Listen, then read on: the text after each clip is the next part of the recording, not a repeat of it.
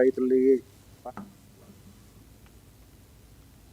పేరుకే పెద్ద బస్టాండ్ అప్పుడు ఎంతో అట్టహాసంగా నిర్మించారు. ఇప్పుడు అసాంఘిక కార్యక్రమాలకు అడ్డాగా మారింది. లోపలన్నీ బీర్ బాటిల్స్, సిగరెట్ ప్యాకెట్సే కనిపిస్తాయి. పట్టించుకునేవారు లేకపోవడంతో శిథిలావస్థకు చేరింది. దీంతో ప్రయాణికులు రోడ్డుపైనే పడిగాపులు కాస్తున్నారు. తరచూ ప్రమాదాలు జరుగుతున్నా అధికారులు పట్టించుకోవటం లేదనే విమర్శలు వస్తున్నాయి.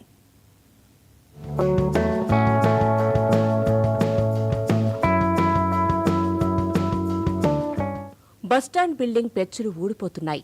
ఎప్పుడు కూలిపోతుందా అనే విధంగా మారిపోయింది. ఇక టాయిలెట్స్ ను ధ్వంసం చేశారు.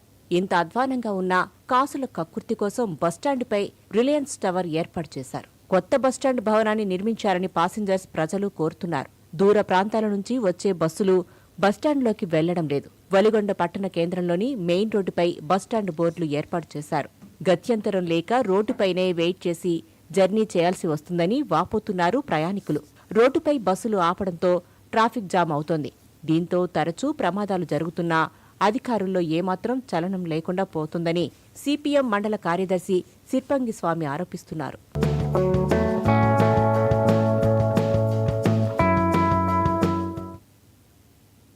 ఇవి ఇప్పటివరకు అప్డేట్స్. Keep watching 99 TV.